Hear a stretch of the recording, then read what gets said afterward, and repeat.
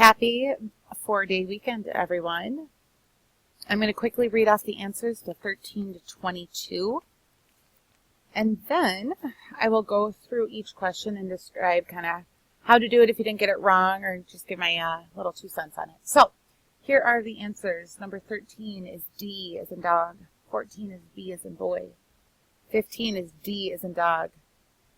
16 is E. 17 is A. 18, I didn't do the answer. I believe that one is B. Looking at my work there, I didn't circle it. Number 19 is B. Number 20 is E. Number 21 is D. Number 22 is E. And number 23 is B. And I didn't assign 23, so now you know. And I'll talk about that one as well, I believe. So, number 13. Now, you should be listening if you did not get something right. You can kind of fast forward. I have each problem on a separate page. And so you can fast forward to where you have questions. So, for example, if you want me to just go over number 23, just fast forward to the end and I'll explain number 23. So you have the choice now to pick what you need from this. Number 13, about the problem about Dan the trainer. If you look at the question, it says, what is the appropriate conclusion from this study? The key here, too, as well, is it's got your two-sided t-test. I did not teach you how to use the chart with your t-value. I can teach you that. It's not difficult. However, I think it's easier to just quickly put this in your calculator. So you hit stat. So you're doing it with me now. Hit stat. You go over to tests. Go to two-sample t-test. We have statistics. We do not have data. Data is where we have a group of numbers. X bar of 1 is 95. SX1 is 10. So this is our average. This is our sample size, or standard deviation, excuse me. And then N1 is our sample size. X2, so our X bar of 2, so our average for the second sample is 92. Our standard deviation is 13. And our sample size for the second sample is 320. I run the test. I do not do pooled. Pooled is only for proportions. I make sure it's a not equals. How do I know it's a not equals? Well, it's a two-sided test. I calculate and I get my p-value of 0.001. We remember when the p-value is low, we reject the HO. So what are we trying to prove? Well, we're interested in comparing the level of fitness of the students attending a nearby community college and those attending one of a four-year college. We know it's two-sided, so it's a not equals. That means they are different. So 13D is the answer at alpha is equal to 0.05. Our p-value is less than that. We have evidence that they are different. Write down any questions at this point. I'm trying to go fast so this video is not too long for you guys and for my sake for uploading it. So, number 14. A researcher is talking about a new drug. The key is here they're talking about men and women separately. The question says the major reason for separate assignment for men and women is the new drug may affect men and women differently. We want to make sure that if we have X and Y, so we have a new drug, we want to see if it helps. We want to make sure that that new drug, the results we get are because of the new drug, right? We want, okay, so again, I have a new drug. I want to make sure the results work. I want to make sure it's because of that new drug and not because of a lurking variable of gender. There's a possibility that if I just do it here and I don't block it, okay, so I just use X and Y, there's a possibility that those results could be because there were more women in the group and not because the drug actually works. So when we block, we always block by the variable that has the largest effect on the response variable. Number 15 is asking which graph represents the data with the largest standard deviation. The response you should have is D. What I did is I went through each one and I roughly marked where the center should be, the mean, not the median. Remember, the mean chases the tail of a symmetric distribution. So I used that knowledge and the mean chases the tail of a skewed distribution. The mean chases the tail of a skewed distribution. And then here, like on C, a symmetric distribution, the mean is smack dab in the center. So C, D, and E all have symmetric distributions, so I put the green line right in the center. I chose D, which is the correct answer, because the distribution of the largest standard deviation will have values the furthest from the mean. Why? Because standard deviation, by definition, is the average distance observations are from the mean. So the graph of D has the graph with the most, or the highest quantity of extreme observations from the mean, which would pull that average up. Number 16 is talking about the probability that a flight will arrive on time from New York to Los Angeles, and it says which statement is the most reasonable explanation for how that probability could have been estimated. The answer is E, from that fact that on all previous days in this particular flight that had been scheduled, it had arrived 70% of those days. Okay, so this would be equivalent to if I made a bowl of chili and my husband tasted it, and he said, all of the chili you make is good. Well, he really shouldn't say that based off that little sample that he takes, that little taste test. He really should just say, hey, that specific bowl of chili you made tonight is good. Just because I make one bowl of chili doesn't mean all bowls of chili or all crock pots of chili that I make are good. Just like if I make cookies and my kids take a bite. Oh, that cookie's really good. That doesn't mean every single cookie I make, that batch was good. I can draw a conclusion based on that batch, but I can't say every single time I make cookies they're going to be good. So when we're talking about probability, we need to look at the sample and we draw conclusions about the population from where that sample comes from. So this sample is coming from all flights from New York to Los Angeles. Now furthermore about probability, many probabilities have been established by looking over data after many trials have been run. So at first there may be a lot of variability, like those examples we show where we have a lot of variability, and then we say over time that when the sample size increases, the probability approaches the truth and there's less variability. And just remember, we can only draw conclusions for this flight because that's what the percentage is describing, the flight from New York to Los Angeles. Number 17 is talking about a chi-square test, goodness of fit.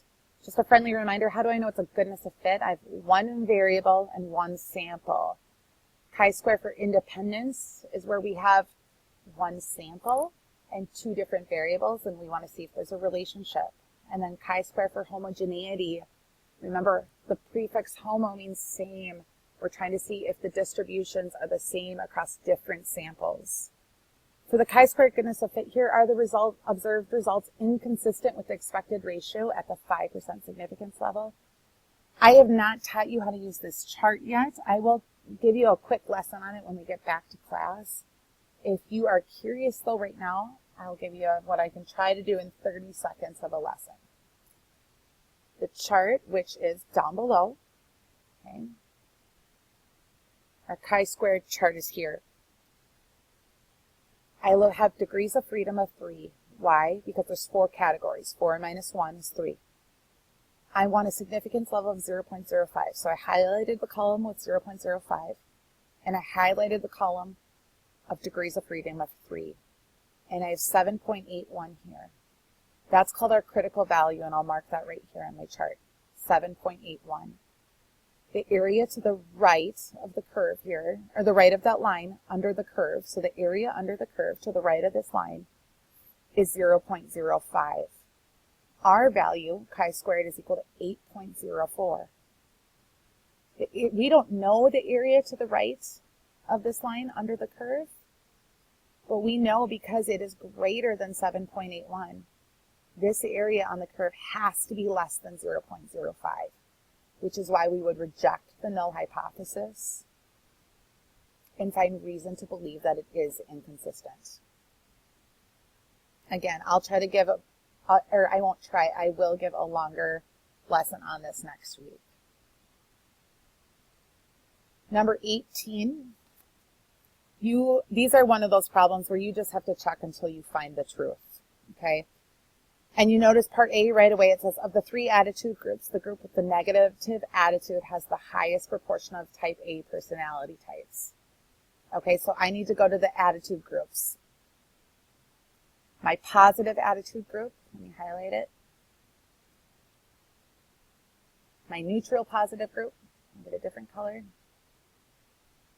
Oops, line's a little bad, I'm sorry. And then my negative attitude group. And then I need to just find the proportion or the percentage, the fraction or the decimal, however you want to think of it. 25 over 37, 67%.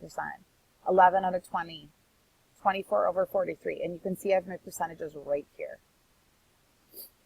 Part A is not correct then. It says the negative attitude group has the highest proportion of type A personalities. And you'll notice that it's actually the positive attitude group has the highest proportion of type A personalities. I go to the next one. Of the three attitude groups, the group with the neutral attitude has the highest proportion of type A personalities. And that's true right away. If you're just, that's pretty black and white there. It's easy to see that that's the truth. I would quickly, though, scan through C, D, and E just to make sure and confirm, but don't spend too much time on something as simple as just finding a percentage and confirming that that is the highest. All right, this one, the question is saying, it says a random sample of flights with these containers is taken, and the weight of each of the two containers on each selected flight is recorded. The weights of the two containers on the same flight are, and now you need to note up here that it says we can't go over weight. So there's a certain weight that the airplane will use. We can't go over that.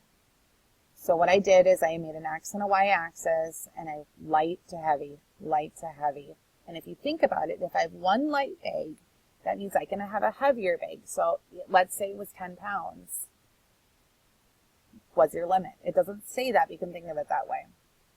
That would mean, I'm sorry, I got interrupted there. So let's just pretend that the weight limit was 10 pounds. If you had a bag that was 1 pound on this x-axis, that means you could have 9 pounds on the y-axis. Vice versa, on the x-axis, if I had a bag that was 10 pounds, I could only have 1 pound. 9 pounds. I could only have a bag that was 1 pound. So you're going to have a negative correlation here. The answer then will be B.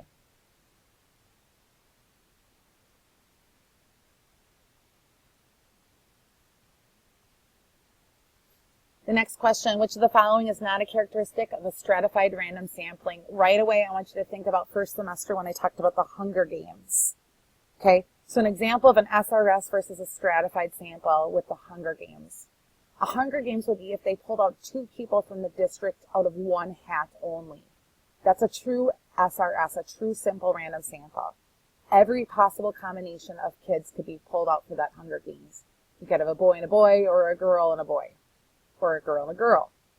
A simple random sample is defined by every possible combination of size 2 then for the Hunger Games, because it is size 2. Now, if I did what the Hunger Games actually is, though, is a stratified random sample. That's where I have 2 hats, boys and girls. There's no way now that we can get every possible combination of sample size of 2. I have to have 1 boy.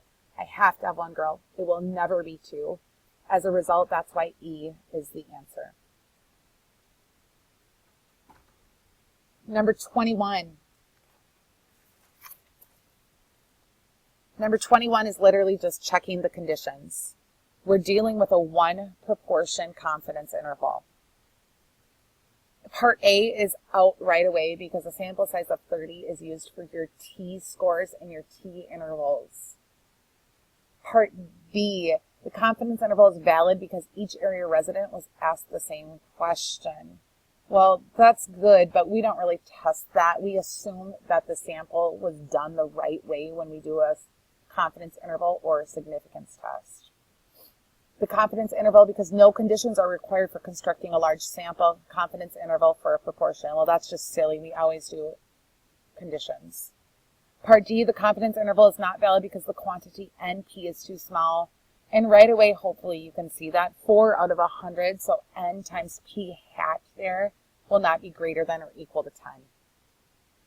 I'm going to pause here for a second. All right, we're off to the last question. This is one of my favorites. The weight of populations of adult male gray whales are approximately normally distributed with a mean of 18,000 kilograms and a standard deviation of 4,000 kilograms. The weights of a population of adult male humpback whales are approximately normally distributed with a mean weight of 30,000 kilograms and a standard deviation of 6,000 kilograms. Here's the question now. A certain adult male gray whale weighs 24,000 kilograms.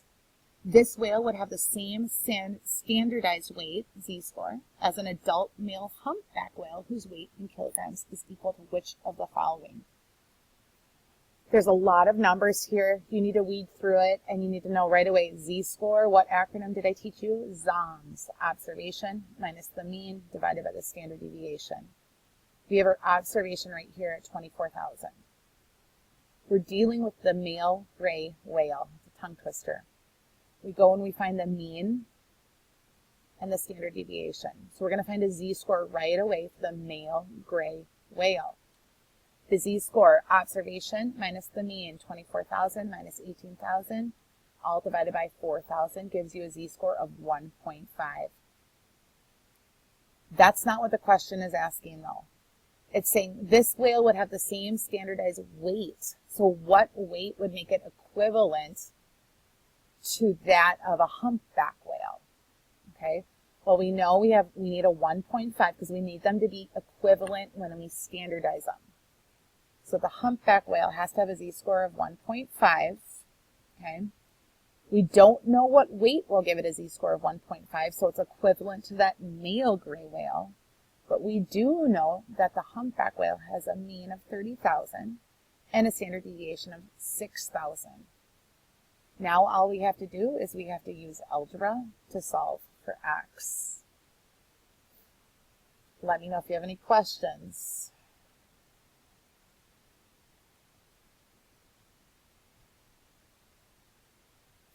And finally, number 23, I'm going to talk through. I know I didn't assign that, but it would be worth, if you're watching this video right now, just taking a look at it quickly.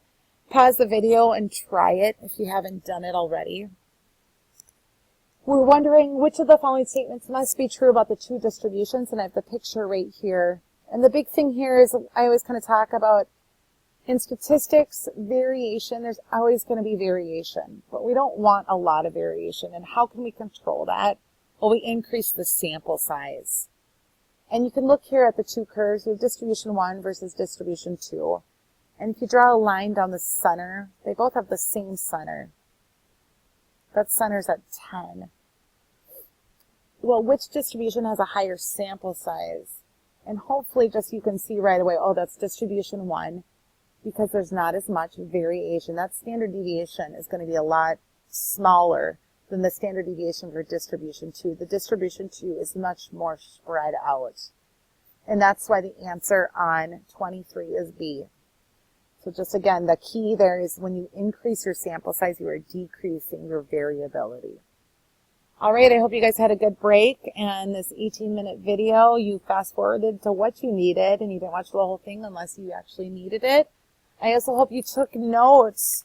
I had things typed up on here on this packet because this is one of the things that you will use to study for the AP exam. Have a great weekend, everyone, and we'll see you on Tuesday.